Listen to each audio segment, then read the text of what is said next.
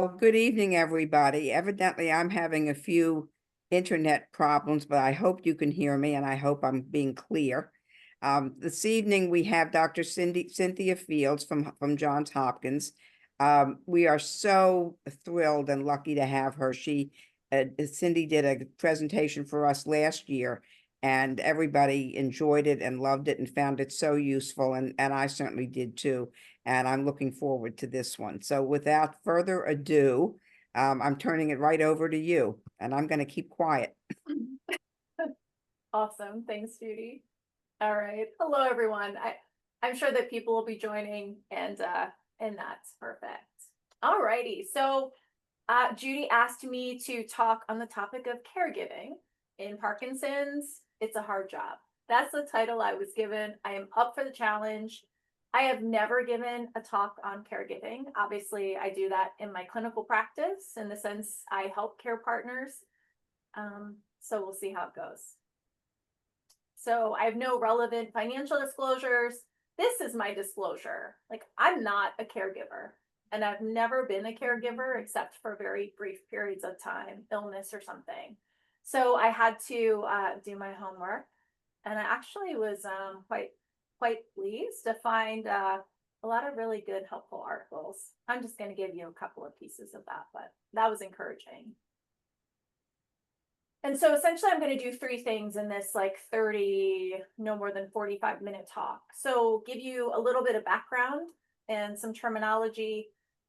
I'm going to give you my 10 pearls. Somewhere along the line, I started for any talk that I give or most talks that I give, I sort of collect the information and find the themes and like break it down into 10 like meaningful pieces, and I call them pearls. And I'm hoping that at least one, hopefully many of those pearls will make things easier for you, give you something to think about. And I'm also going to give you some helpful resources, just like a curated list for care partners. This is before I start, so for all of the people out in the audience who have Parkinson's and who are the recipients of care, this talk is for you too. I simply adore this quote. I don't know if anyone out there knows who said it. I think somebody must. So I like to say that there are only 4 kinds of people in the world: those who have been caregivers, those who are currently caregivers, those who will be caregivers, and those who will need caregivers. And you probably know who said that. Rosalind Carter. A brief statistic. So it seems as if 1 in 3 adults in the US is an informal or family caregiver. And I think informal basically just means you don't get paid, more or less. A formal caregiver is someone that would be hired, say, from an agency or at a place of care. And one of my sources, this seems pretty accurate to me, suggested that in terms of Parkinson's care partners, the majority, 82%, are spouses. And really most of this talk today comes from that sort of lens of a spouse care partner. They spend an average of over 40 hours a week. That's an average, so clearly some variability. And 65 years of age on average, because Parkinson's affects people later in life. And most have been a caregiver for about 7 years, because this is as you all know, a long disease. And so I prefer the term care partner. Some people say caregiver, and that's fine, but and you'll see later in my talk like why I think that terminology matters and that's important. So care partner, care recipient. And in general, across studies, we see that the level of burden, of care partner burden, also another term I don't love, trying to figure out what other term might be better. But across studies, mild to moderate burden in Parkinson's, and there's really a continuum. And I honestly hadn't thought about this distinction this carefully before, but there's this continuum from stress, which is inevitable. You are helping to care for someone with a progressive disease, that sort of day to day. And then that progresses to strain, which strain can impact someone's ability to provide the best care that they can. And then there's burnout, which is just a total exhaustion, often with a change in attitude, like, I just can't do this anymore, I give up. That's burnout. So it's really a continuum. And also in studies, generally female spouses and caring for someone, female spouse and caring for someone with Parkinson's who also has dementia are some of the highest associations with caregiver strain. And that makes sense in terms of women, because women often have care partner or caregiver duties to like kind of multiple generations, maybe their spouse, their parents, children, grandchildren. And in this talk today, we're not going to focus on caring for someone with dementia. That could be a whole separate talk in the spring. I'm happy to do that. But this is, through the course of Parkinson's, not specifically about if someone happens to develop dementia.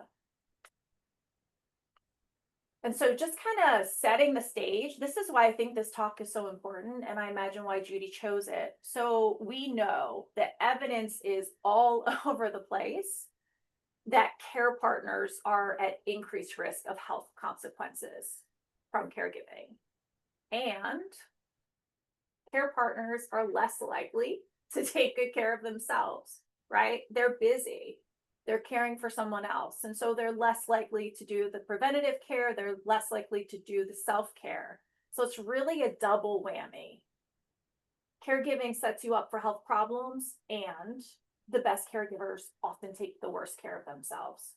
And so I'm hoping to say some things today that might change that a bit. And when I say the health of the care partner, I'm talking about physical health and mental health both.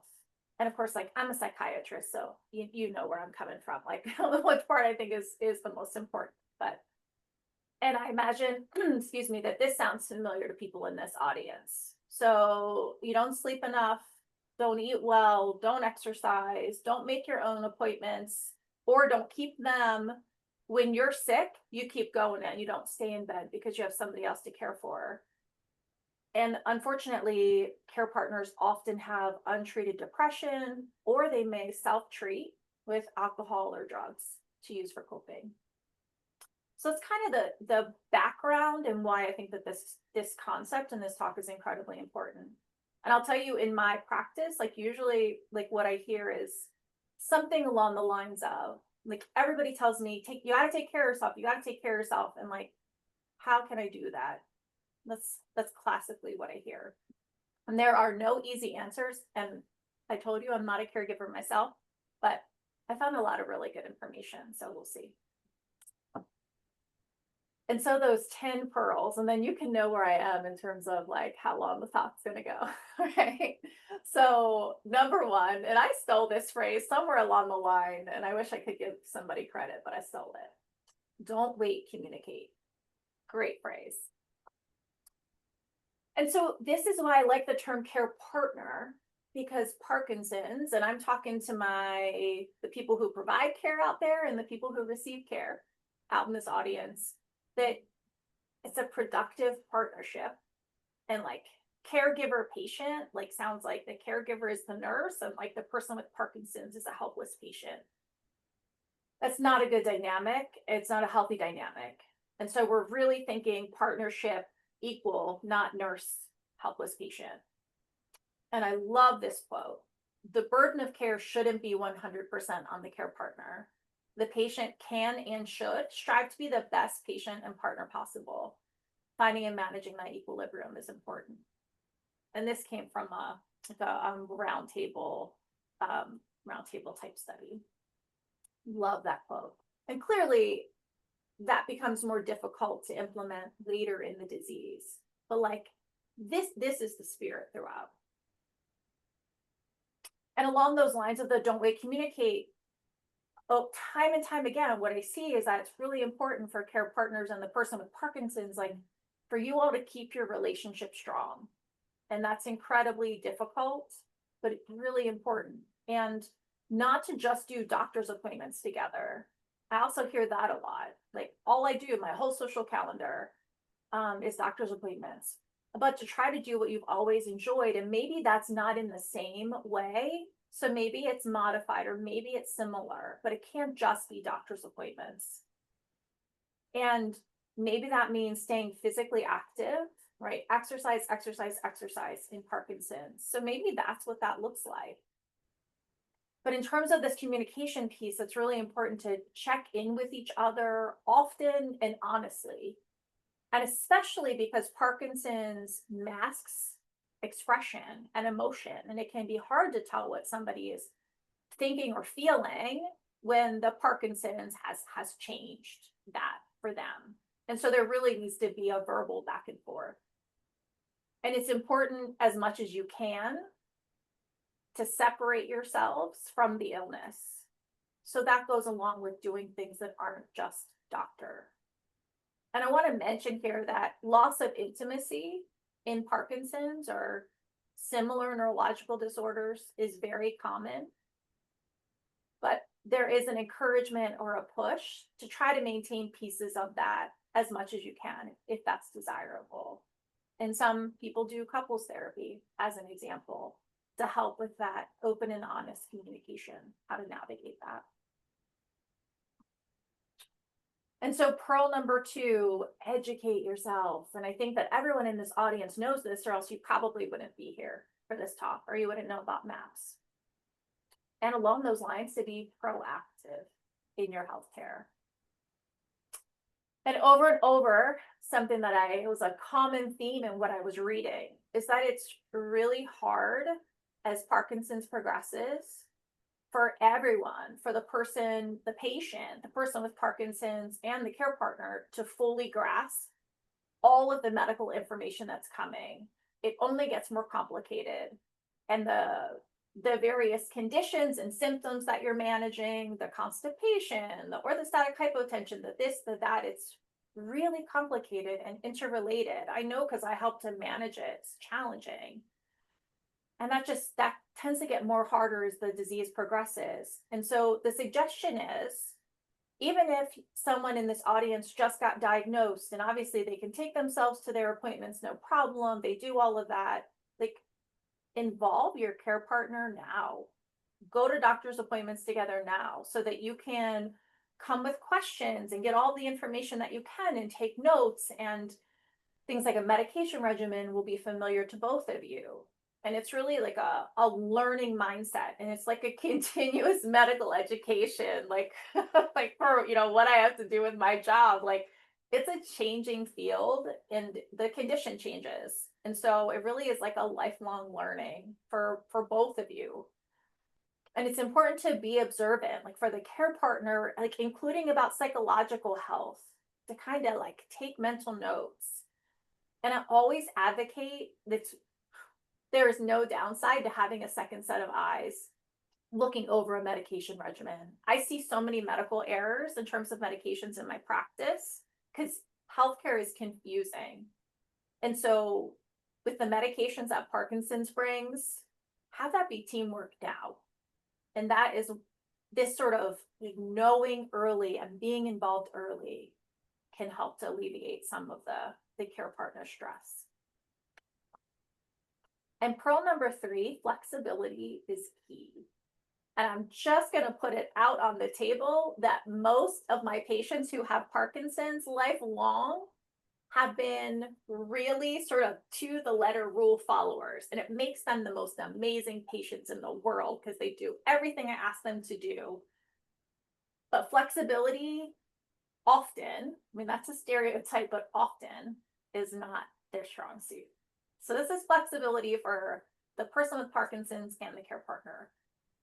And you have to find some way to accept the diagnosis and adjust. That doesn't mean roll over. That means if you're gonna fight it, like fighting it with lots of exercise, great. Like, that's a functional adaptation. But you gotta, if you act like you don't have it when you're first diagnosed, or kind of turn a blind eye, it's really not going to serve you.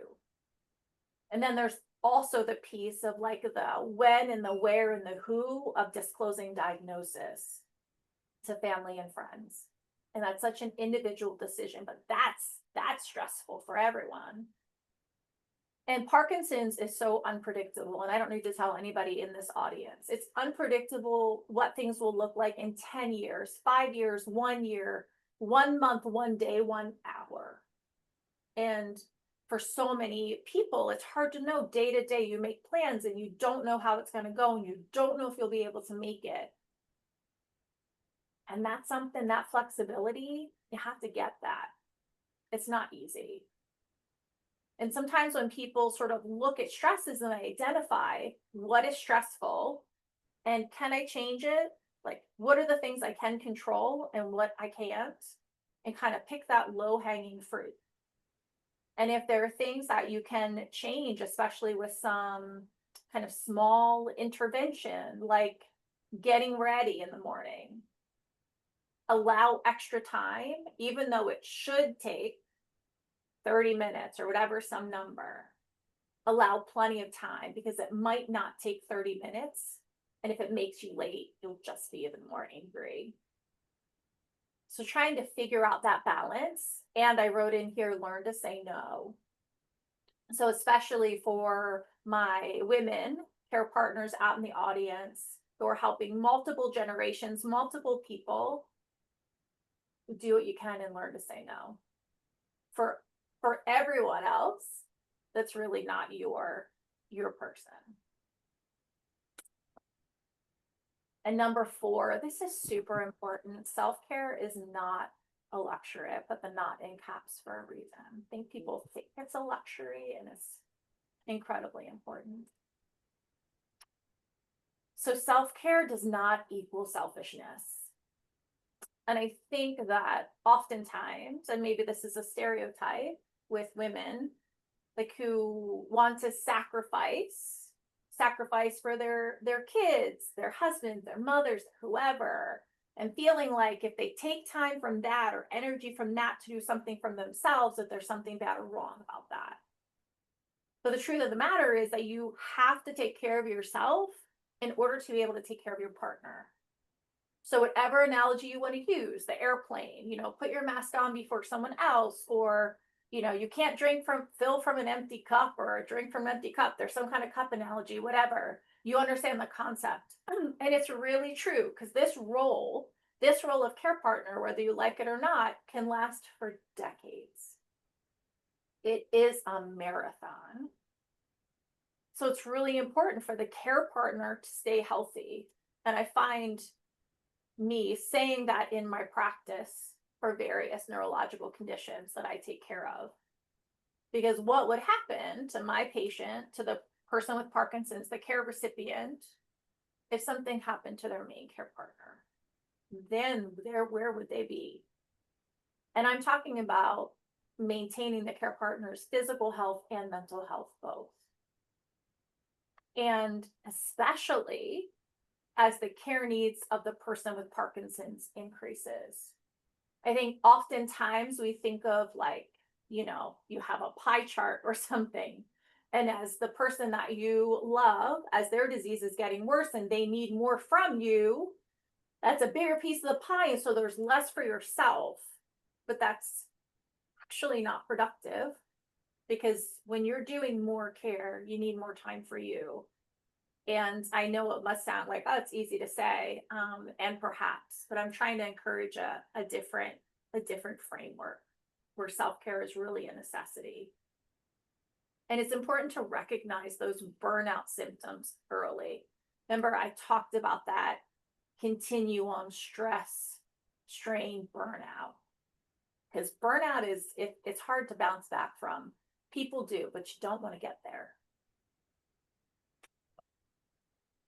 And so here is some evidence, those studies that I was looking at, and I highlighted Dr. Greg Pontone's name because I inherited lots of wonderful patients from Dr. Pontone, who is living his best life in Florida at the moment, and also one of our medical students here, Jared Hinkle.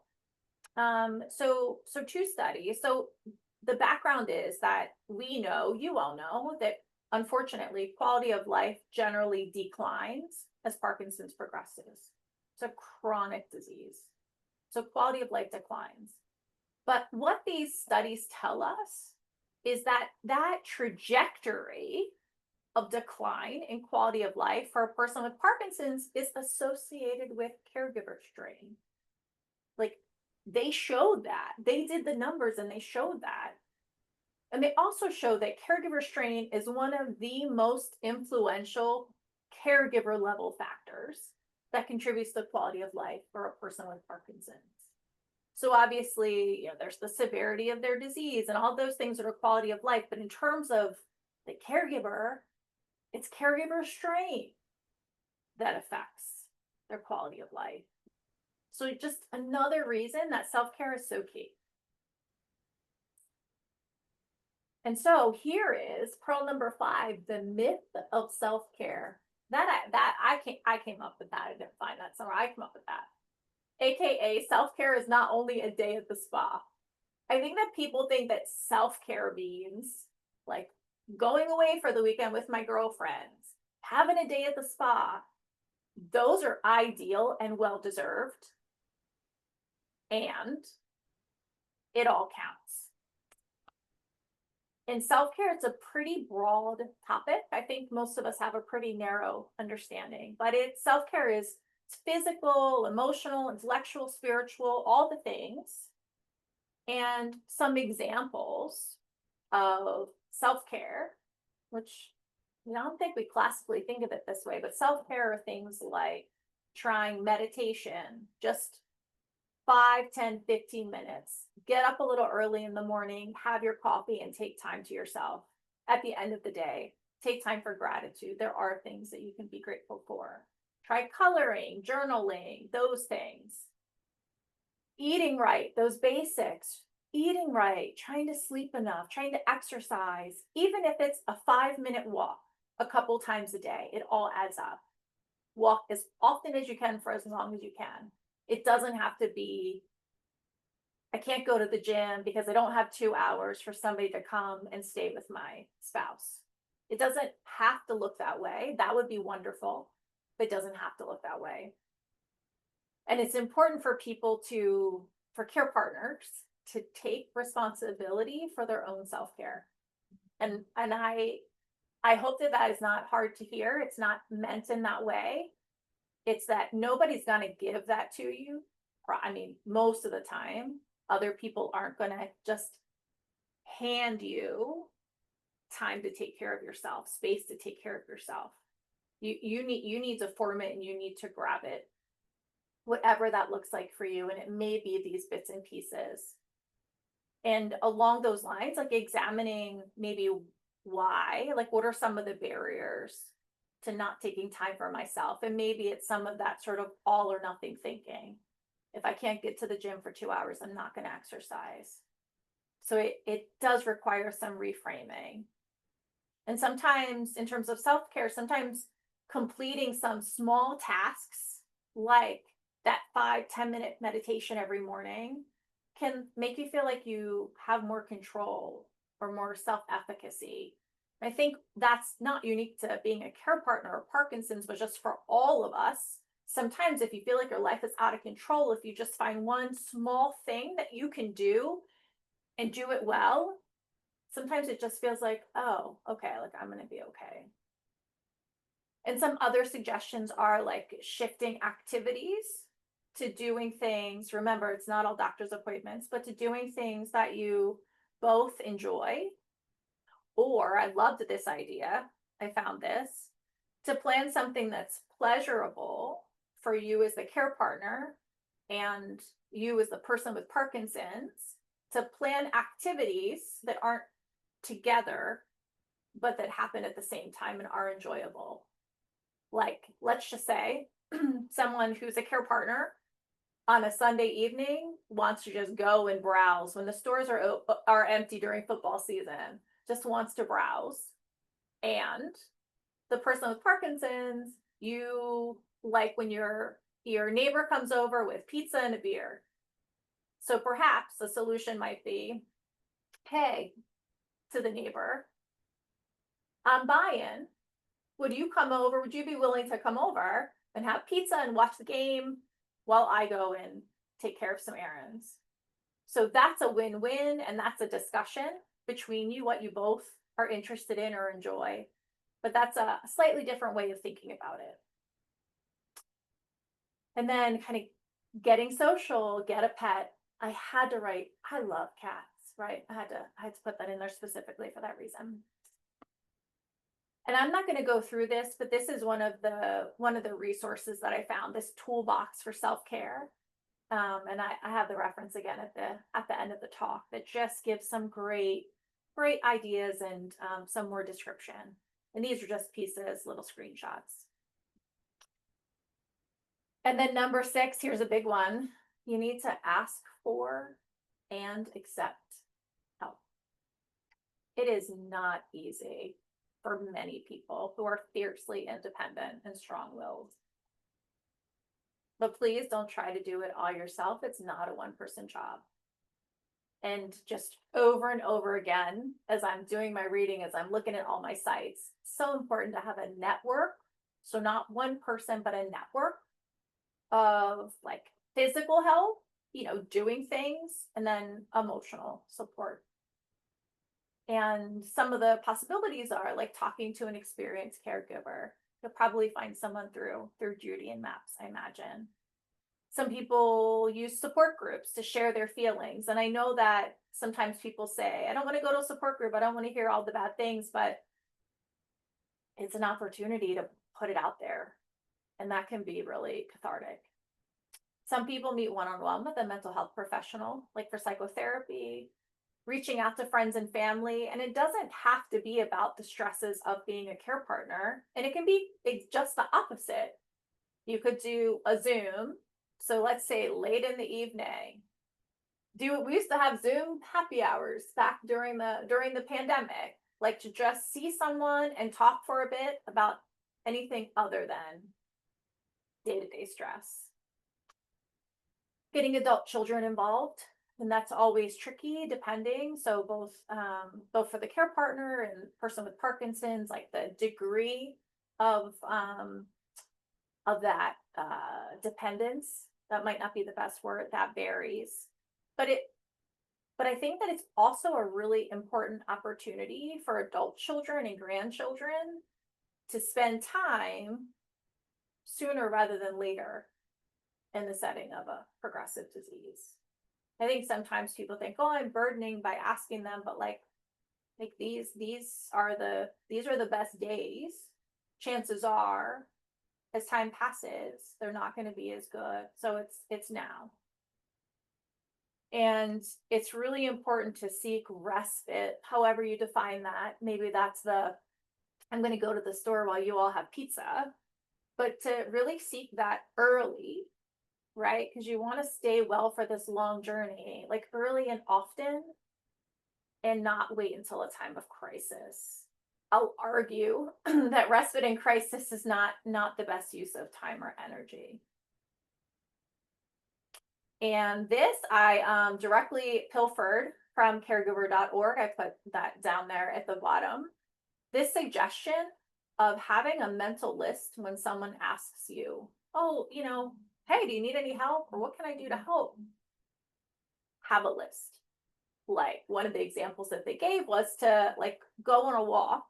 If this is something that, that the person with Parkinson's likes to do, like go on a walk twice a week for 15 minutes. But something concrete, but to consider the person who's offering to help, like consider their strengths, like what's in their wheelhouse. So are they someone that likes to exercise? Or are they somebody who likes to cook? Maybe you could ask for meal prep. Or if there's somebody that runs a lot of errands, would you mind going by the pharmacy? I feel like I'm picking up refills every third day. That's a great use of somebody offering to help. Give that person a couple of choices. Like these are the things I could really use help with. Is one of those something that you'd be willing to do, able or willing to do? And I loved this suggestion of avoid weakening the request. And I think a lot of us do this, right? So instead of being like, oh, well, just if it's not too much trouble or, how we do, like downplaying it, but to be more forthcoming and say, I would like to do X. Would you do Y? So I would like to go to church on Sunday morning. Would you pick up coffee and bagels and come and stay at the house until I get back? And I hope everyone in this audience knows this and knows that I firmly believe it, that reaching out for help when you need it is a sign of personal strength, not weakness. I think that's the society we live in, but it's strength. You're doing this before you're progressing on that continuum to burnout. And you're doing it because you love the person that you're caring for. So number 7 in my 10 pearls, and of course I would say this, right? Like, I'm a geriatric psychiatrist, so treat the neuropsychiatric symptoms of Parkinson's. They are there and they contribute to strain, and they are manageable. So just briefly, this is why you should treat neuropsychiatric symptoms. Tons of studies out there, but basically what we know, kind of in summary, is that, caregiver burden and quality of life in Parkinson's are closely associated with how severe the motor or movement symptoms of Parkinson's are, and the non-motor, the non-movement, like cognitive impairment, mood disorders, sleep disturbance. Like, these are some things that are potentially treatable. And we know that mood impacts, this is interesting, early in the course of Parkinson's, mood impacts quality of life for both the person with Parkinson's and the care partner. That makes sense, right? Like depression, sadness, grief in the beginning. That's affecting quality of life in general. And then as Parkinson's progresses, there's a shift. And the main neuropsychiatric symptoms that affect the caregiver are more the cognitive changes and behavioral issues, and things like psychosis, so hallucinations, paranoia, delusions, that sadly we see all too commonly later in Parkinson's. And, it's obvious, but it's been shown that the greater severity of these neuropsychiatric symptoms in Parkinson's, that predicts more caregiver strain, more caregiver burden. But these are treatable. Sometimes I think care partners see it and people with Parkinson's feel it, but maybe they don't want to tell me, when truth be told, I can help you with that. I don't have cures, but I can do a lot of disease education. I do have medications if that's what's needed. Like, I've got tweaks and I've got tools for that. But I need you all to tell me. And number 8, we're getting near the end. All emotions are valid. And yes, I am wearing my psychiatrist, my shrink hat all night, all day, all night. All emotions are valid. So as the disease progresses, negative emotions creep up, not just for the care partner, but of course for the person with Parkinson's. And in this slide, this bit, I'll focus on care partners, but care partners can be reluctant to express negative emotions, like that makes them a bad person, or they'll be judged or something like that. I'm here to tell you, as a psychiatrist, that is so, these negative thoughts are normal. And I am so happy and so relieved when someone tells me that that's how they're feeling, because that's like, it's the secrecy piece that's hard, right? You get it out there and it becomes less powerful. So those negative emotions, they can creep up. And in the early stage of Parkinson's, most often we see things like I mentioned, like kind of like sadness, and then there's like anger, fear, disbelief, like this is really happening, or sometimes relief, like we've been seeing these changes and we finally have a diagnosis, now I know what it is. But then more towards middle stage Parkinson's, unfortunately, as care needs change, care partners often become more isolated. We can see more depression, anxiety, anger, trouble sleeping is a big one. And I want to mention 2 concepts that I think are really important. And one is, we call it ambiguous loss. And ambiguous loss means that the person that we love, so the person with Parkinson's, that we're seeing pieces of them that aren't the same. So things that they can't do, as an example, or just kind of changes in them. And I sometimes hear things like, he's like, this isn't the man that I married. But that person is here and very much here. We call that ambiguous loss. And then there's what we call anticipatory grief or pre-death grief. There's a lot of grief in neurological illnesses, including Parkinson's. And it's this, the person is still alive, of course, but we're grieving them. And that goes with the ambiguous loss, right? Loss and grief go hand in hand. People grieve all kinds of things. People grieve loss of how they thought their retirement would be. They thought they would travel, a whole long list of things. But I say that because I don't think that we talk about loss and grief enough in the Parkinson's world. And this particular survey that I have the little 33% in the circle, 73% of respondents said that the top challenge of being a Parkinson's disease care partner was watching the patient's symptoms worsen. I found that really profound, because it wasn't that it's really hard to help somebody, you know, with activities of daily living or whatever. It's that it's hard to see them decline. And I wonder sometimes if that's a piece of the anger or sort of misunderstood negative emotion in this partnership. It's hard to see someone that you love decline. And I'm taking this opportunity in the all emotions are valid to say that guilt is not a productive emotion. Just get rid of it from the vocabulary, from the thought vocabulary. It's not a productive emotion. People are doing the best that they can in a really challenging situation. And I love this. I'm not going to go through all of these emotions. It's in the resource part at the end of the slide set, but the Family Caregiver Alliance put this together. It's like perfection, excuse me. And I wish I had written it myself about these emotions, right? If only we were perfect, we would not feel ambivalence, anger, goes through the alphabet. And with each of these feelings, like ambivalence, it describes the feeling and then it gives a coping strategy, which I'm telling you, I wish I had wrote it. So this is just a quick list. And I did an injustice to just a quick little solution, excuse me, a quick little solution thing next to it. But I'm just going to list all of the feelings and they are all right. And people can have multiple feelings simultaneously. It is all right. Ambivalence, anger, anxiety, boredom, crankiness or irritability, depression, sadness, disgust, embarrassment, fear, frustration, grief. I talked about guilt, impatience, jealousy, lack of appreciation, loneliness, loss, resentment, tiredness. I mean, a long list. And up to the guilt part, I took this statement from the website. This is something that if you don't take much away from this talk, because I'm just rambling, take this with you. I am in a difficult situation and I have to make difficult decisions sometimes.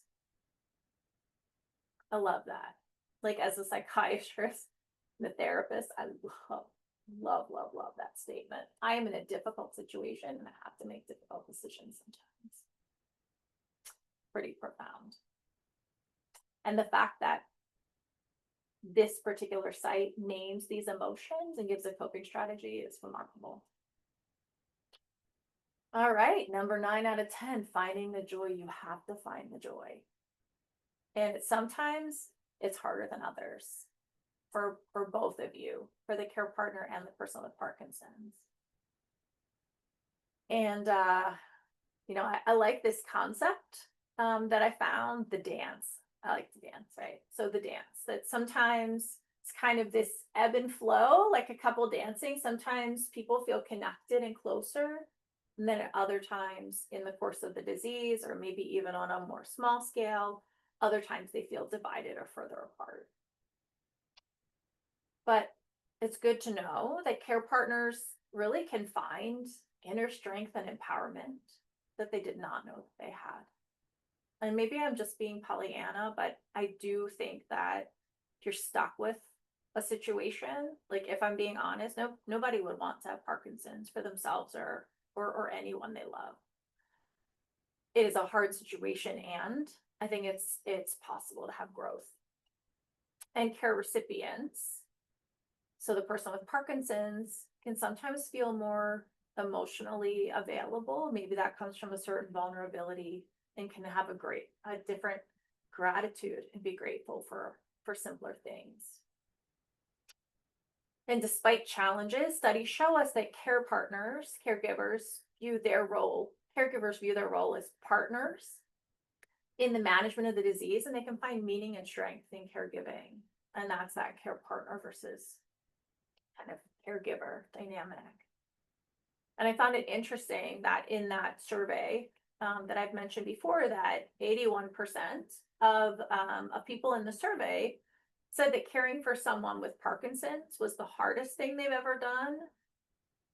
And nearly the same amount said that it strengthened their relationship with the person with Parkinson's. So I think it's really, despite a challenging situation, it's possible to find joy.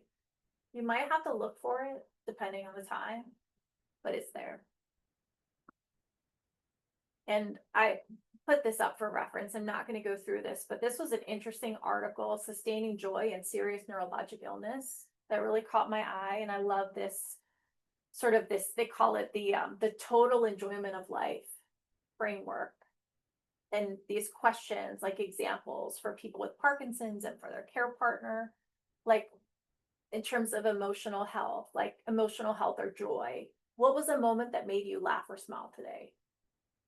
That's a great question. A lot of good questions here, but in the interest of time, I can't go through them, but I'm happy to share my slides. And number 10, take this pearl with you. You are doing a better job than you think you are. I found this interesting interview with this Dr. Kevin Kloss on the APDA website. And so in this question and answer, it was this, not a series, but a particular interview, an inside look at Parkinson's disease care partners. And so this year, better than you think, that people with Parkinson's typically rated their caregivers A+, but the same care partners were rating themselves terrible. There's such a disconnect, and I see that in my practice a lot. So you're doing much better than you think. And care partners need that confirmation. So that's a message to my persons with Parkinson's out there, to thank your care partner. And so just quick resources that I found. The Parkinson's Foundation has this digital download, free to download, Caring and Coping. I think you can also get a print copy. It's something like 180 pages long, kind of blew my socks off. And then there's this care partner guide, and this is what's in those 5 things, or this practical resource, or part of the care partner guide, same thing, free. The Parkinson's Foundation actually has a care partner program, and they do have a helpline, which I didn't know about. And then this emotional side of caregiving, where I told you I wish I had written it myself, with the emotions and the coping strategies. You can print or download that one. That's at caregiver.org. Family Caregiver Alliance is pretty amazing. And then this foundation, Davis Finney Foundation, that's new to me, but I'm intrigued by this Every Victory Counts, their partner manual. The name speaks to me. If you give them your email address, you get a link, security thing, whatever, Hopkins. Anyway, finally I got it, but it was kind of last minute, so I haven't actually looked at it. So I can't verify it, but it looks good, and the website is helpful. And so thank you, and we might have a couple of minutes for questions. And I want to just leave you with one last quote that I found on the Hopkins Movement Disorder site from Dr. Ted Dawson. I feel like this just sums it up. So some partners or spouses seem like they are born to be caregivers. You know who those people are. They are born to be caregivers, and some are just not. Then there are all the people in between who need to learn and come to grips with the job. I feel like that really sums it up. That was Dr. Dawson. So Thank you all. I am going to stop sharing and turn it over to Judy. Okay, well, we have enough time for all the questions, and I just hope my internet has been going in and out, so I'm hoping that it'll stay stable for right now while we ask the questions, please. If not, Michael has all the questions and he'll take over. But number one, the first question is, what do you do when I assume that means the person with Parkinson's, will not do as they are directed to, whether it is from a doctor, a therapist, or me? Pick your battles. That's honestly my answer. Pick your battles. And it's hard to know from that conversation how much factors like someone's personality, like I'm not going to be told what to do, sort of long-standing, or sometimes people have a bit of personality change, for lack of a better term, as Parkinson's progresses, or sometimes cognitive impairment or dementia come in, and then people really can't remember or can't see or appreciate the need to do the things they're going to do, or the things they should do. I always say pick your battles, and you do what you can to encourage someone. But the bottom line is that we're all adults, and plenty of people make choices that aren't choices I would have made for myself, but they're making choices. You do what you can. And I'll tell you, I have seen care partners just run themselves ragged trying to get their person, their loved one, to exercise, as an example. And I appreciate the effort and the encouragement, but I think that you try, and then once it's not working and it's taking a toll on you, I think you just have to let it go. And I don't know exactly where that point is for any person. But yeah, you do what you can. And I can tell you that as the physician, I can clearly see when I have a patient who's not doing what I want them to do or what they should be doing. And I see the care partner encouraging them, and even I am just like, I mean, we've done what we can do, but I appreciate the effort. But it's not worth really sacrificing your own mental health to try to get something to happen that won't. And maybe that's the guilt thing. Like, you just gotta let it go. Okay, next question. How can I stay patient and not snap at him when he forgets things over and over? The questions tonight, Judy, the questions are really, really good. I think a piece of that is that self-care bit, that if you, I'm imagining that someone who's writing that question has a sort of ongoing level of upset or something, that like sort of, you know, Sounds it like. keeps happening, repetitive questioning, and then people kind of sort of lose their temper there. So part of that is the self-care, to basically, as much as you can, even if it's for little bits of time, kind of like fill up your tank, to kind of give back some of that energy there. And I think also it can feel really intentional when someone is, say, asking the same thing over and over again, or some other changes that we see, but to remind yourself that it's not the person, that it's not intentional, and that it's the disease. And I'll just say, maybe this isn't a popular opinion, but when I am working with someone who has repetitive questioning just over and over, I often kind of change up my answer, just like, it's one way of coping. And I just kind of change it up, and I kind of get a little giggle, or maybe I kind of change the line of conversation to something else that's kind of fun and silly. Like, there's no one way, but that questions over and over again can be really, really challenging. And that deep breath, sometimes that works, but really kind of filling up your tank ahead of time, I would say, is the best one, and reminding yourself that it's the disease. And if you need to do kind of silly things, like change it up, or have some like little game when somebody asks you the question, then I think that that's all right too. It's another good one. Please share any effective responses to my spouse when he says that he doesn't want me to go out, leave him with an aide or a friend. He has Lewy body dementia and can't be left alone per doctor's orders. I think a lot of these questions are getting at the dementia piece, which is its own extra level of challenge. And I would be happy to give a talk on that. In this situation where someone has significant cognitive impairment like dementia, they say they don't want you to go, my best advice is to be very matter of fact, not to engage or argue or explain, because typically by that stage it's hard for someone to have the executive function and the memory to be able to have a rational back and forth, and usually trying to explain or sort of bargain just makes the person with Lewy body more upset.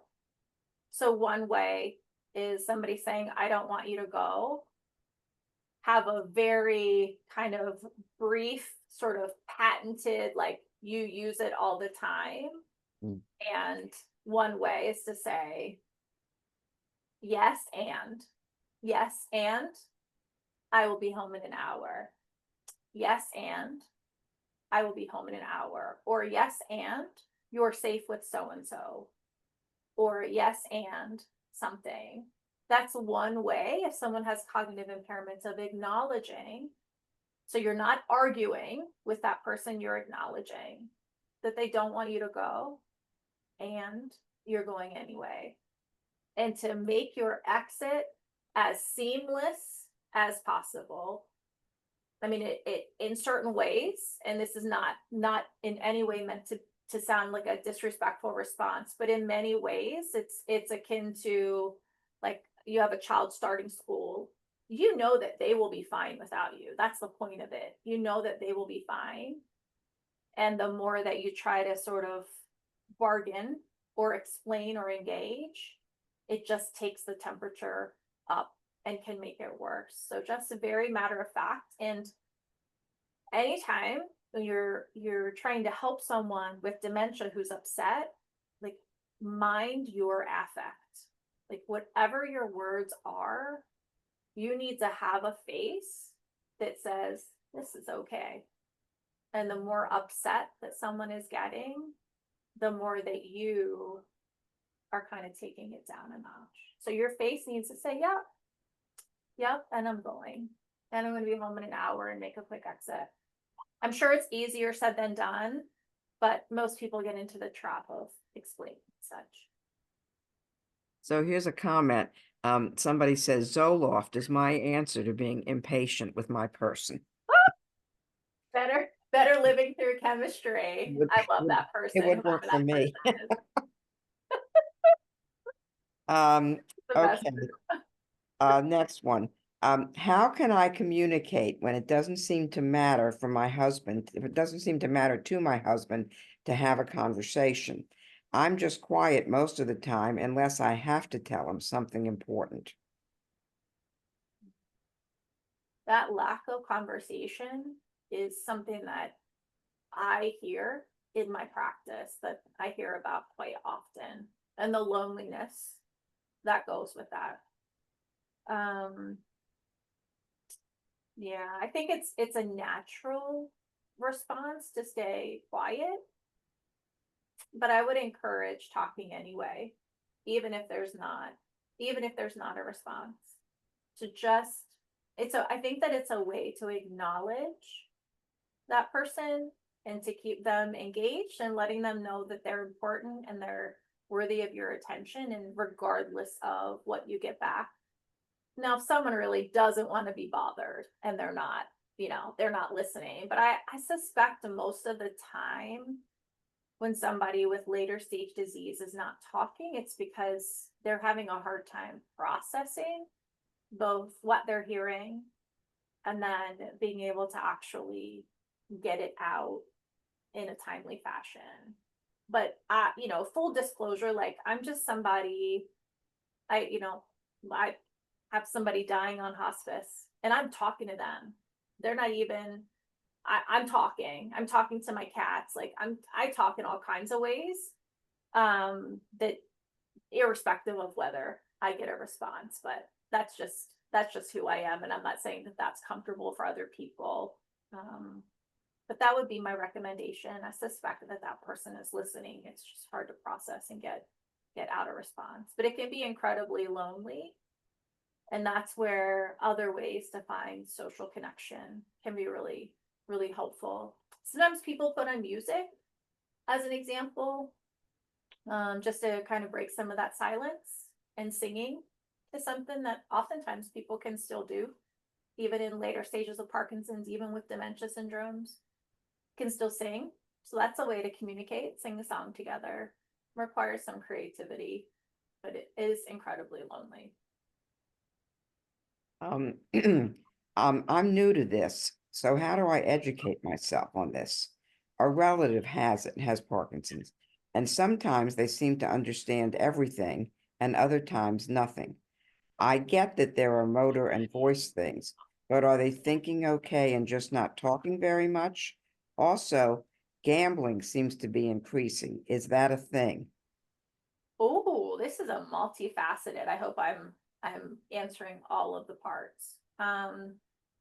So in terms of educating yourself, of course, MAPS website is a great place to start. There are well, I put up some in the like selected resources. Quite a few really established, reliable sites for information, and whether you get that, from reading or from listening, like tonight's webinar as an example will be on the MAPS website for anyone to listen at a later date. There are podcasts, so different ways to get information, but I would recommend sticking to sites that are kind of well-known, validated sites, like the ones that I mentioned today. That's really important. In terms of symptoms of Parkinson's, they're really quite varied, and I'm sure that people in this audience have experienced and are experiencing various combinations. Like you've got the movement piece, which is like stiffness, tremor, slowness, that sort of thing. And then you've got the non-motor, non-movement, which are things like emotional dysregulation, anxiety, hallucinations, and such. And the thinking is definitely impaired as Parkinson's progresses. Everyone is different, but if you have Parkinson's for long enough, chances are that something will change in cognition, right? So memory and thinking.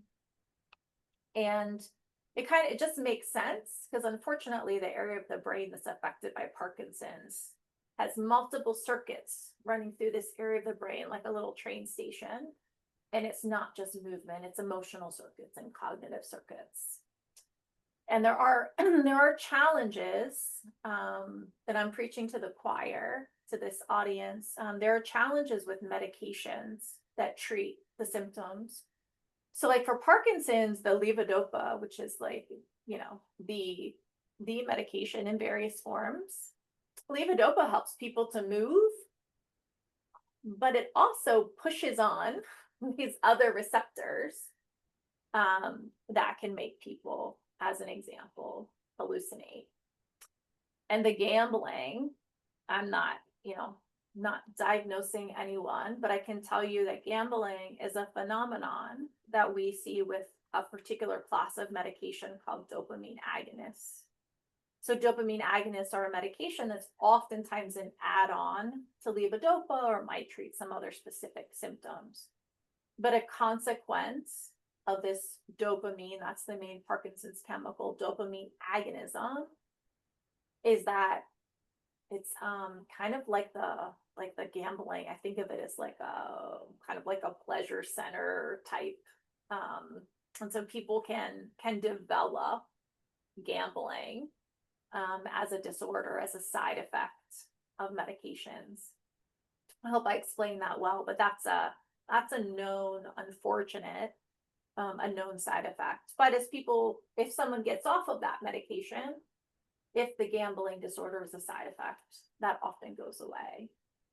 But the name of the game with Parkinson's is because of this constellation of symptoms. And for everybody, it's different. It's like a horrendous, food buffet.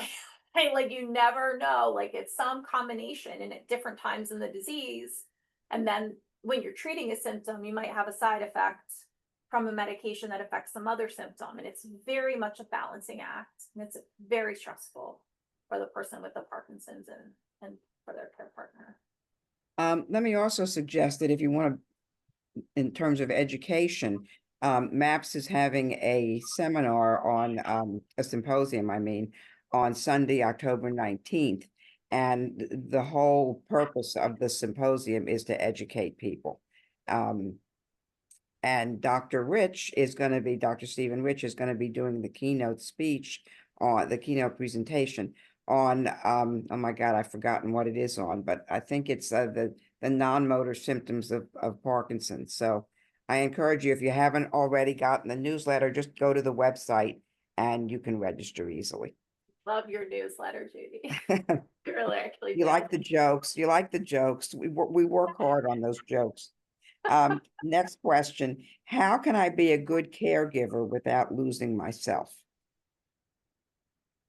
These are really They are really good questions.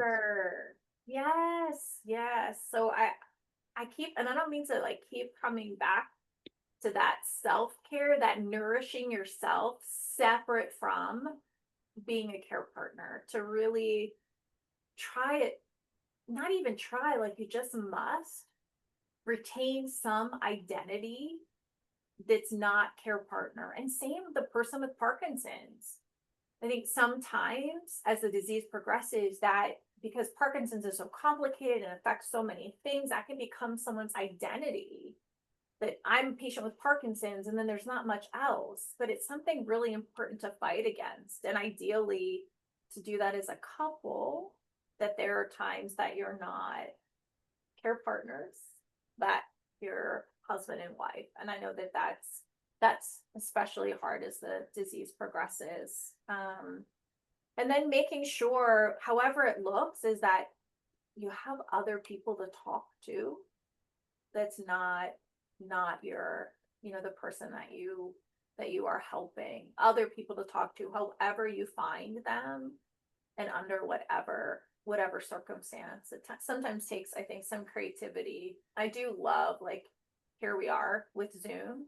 It is a way to make contact with someone that you don't have to get out of the house or find someone to stay with your person. Yeah, and I think support groups are incredibly valuable in that one-to-one, those other relationships. I mean, I have some care partners that just have phenomenal long-standing relationships with other care partners that just they just continue to go, even if someone has lost their loved one or something else has changed. Really, really strong bonds. So that's what I would recommend. There's also, therapy and those sorts of things. But if you can find someone in a similar circumstance or had been in a similar circumstance, it can be really powerful. Okay, here comes another one. I can't seem to shake reoccurring depression. I'm all he has. He has late stage PD, diagnosed in 2008. Any suggestions? Way to see someone.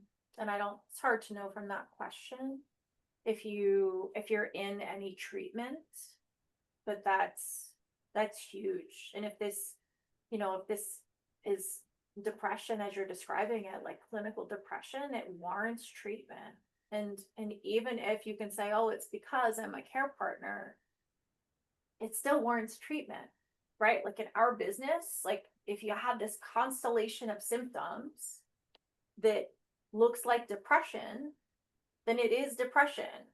And even if you can say it's because of such and such, like it warrants treatment. And it really, however you define treatment, like maybe that's psychotherapy, maybe that's medication, but it warrants treatment. And I always feel worried for someone who is a care partner and is struggling with depression, that's so detrimental to them. And even like if, if their person has late stage disease, even if they might not live that long, like we never know, but then this care partner has a whole rest of their life ahead of them. And you want them, for when that time comes, like you want them to be in as good of a shape as they can be, to both cope and to kind of move along or reinvent themselves or whatever that looks like. So I think it's possible. I really do. I think it's possible to be in that circumstance that your spouse has late stage disease and you're his only person, and to have some other meaning and some other joy. I think that's possible. But I think that when people have done this for so long and they're so exhausted, I think it often takes somebody else to help them to sort of like see cracks in the kind of cracks in the door where they can change something and or have something change for them and have things be better. I think it's really possible. Okay, how do we deal appropriately with delusions, some paranoid delusions? Some experts recommend agreeing with the person, some advise to ignore it. Others attempting to reason seems to be fruitless. Great question. I feel like a lot of these are like a dementia talk that's brewing for the future. Although people can have psychosis, not with dementia. My general advice is try once, maybe twice, to sort of poke at that belief and see if you can change it otherwise. And you kind of poke gently. And if it doesn't work, stop there. Because what you need to remember is that if somebody has some psychotic symptoms, like a paranoid delusion, like that is their reality. And sometimes arguing with someone or trying to convince them otherwise just kind of makes them more paranoid, if that makes sense. And they're even less trusting of what you're saying. And so we try that little poke, and then that's where you can use something like the yes and, or move to another topic. I guess that's kind of like ignoring, but I guess I acknowledge. I think that it's possible to acknowledge something that someone is saying, like, yeah, I hear ya. It doesn't mean that I'm agreeing with you, but it means that, like, yeah, I hear that that's your reality. So I think it's important to give some acknowledgement, not just a total ignoring, but to give some acknowledgement. And if you can, get off to some other conversation. But yeah, if you try to convince or fight it, it usually just makes that belief strengthen. It's tough.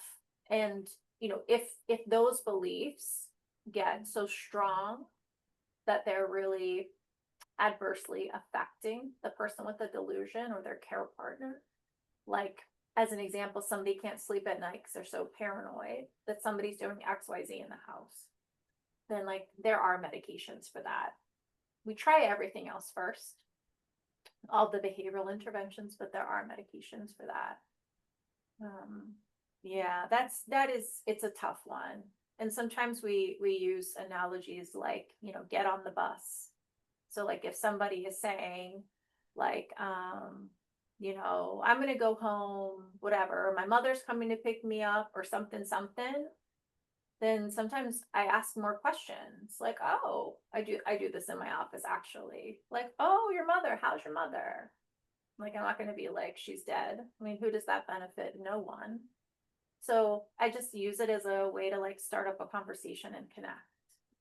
I don't, that's challenging if there's a belief that's really paranoid. But sometimes when somebody's believing something that's not true, you can just kind of get on the bus and go with it. And I use it, like sometimes I kind of transition that to just kind of asking questions, and it's conversation. And like, what I tell my care partners is like, this is not a court of law, right? Like It doesn't matter if it's true or not. Like, we're just connecting, and I'm interested to see like what their reality is. So I might ask questions like that and just kind of make some conversations and go on to something else, and then we're having a snack. So Okay, that's one more question, unless there's something. Oh, there is something. All right, hold on. Let's see. What's this one? it's a great group Oh, tonight. Judy, tell her thank you. Great presentation. Oh, I But we appreciate do you have one more that much. question. Yeah. That's what can the person with PD do to make things easier? Mm. Thank you so much for bringing that back around. And I don't know what the audience is like tonight or in the future. I was trying as best I could to include the person with Parkinson's. So my recommendation is from the very beginning, like the person with Parkinson's, do think of it as a partnership, and to recognize that this person who's your care partner, like they really love you and they really care for you. And to have these, as much as you can, these like difficult conversations early, like everything from like fears about what might happen, or talking about symptoms, or like planning for the future, like to not shut out the care partner. That's, I think, number one is the biggest, like that communication piece. I mean, for any relationship, right? For any successful relationship, but especially when you're throwing in like a horrible disease like Parkinson's, that really becomes, kind of Parkinson's for both of you.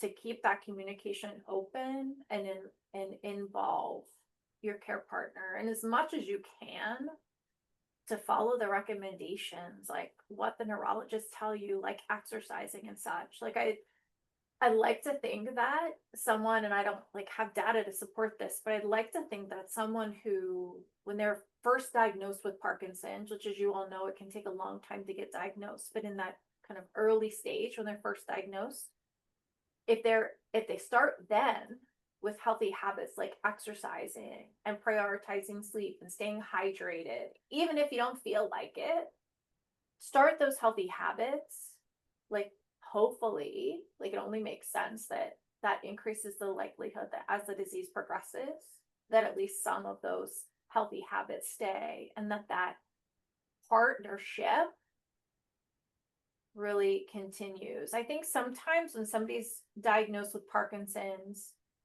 and they kind of want to be brave or strong and just sort of handle it all themselves, then I think that in a way kind of shut out their care partner, their partner, then who becomes their care partner, but kind of doing it on their own, and maybe with like really good intentions that they want to shield their loved one from like knowing how they're feeling or how worried they are, or how scared they are. But then later, like as the person with Parkinson's needs change, I worry that then they won't want the help when they need it. And trying to care for someone who doesn't want your help is really, really challenging, harder than it needs to be. So that's my best advice, like right from diagnosis, to as much as you can be open and share it with your care partner, and do that partnership from the very beginning, so that if and when things get worse, that you've already have this strong relationship to start kind of work from. So that was a great last question. Or Okay, that's a it great group. was, wasn't it? Um, and that's all the questions that I've got. Nothing else is here. So I hope everybody had an educational. That's next. We'll do the dementia one. Yeah, I'll just email you and say, okay. What? I got you in the spring. I could use Okay. in the spring. So anyway, good night, everybody. I'm going to ask again. We're going to send out an evaluation. I would really appreciate it if you would fill it out. It doesn't take long. And it would just make life easier for us so that we can continue to present these. And that's it. Go have a good evening and thank you very much. Thanks. Good night. Thank you all. Thanks. Good night. Be well. How do we get out? Good night.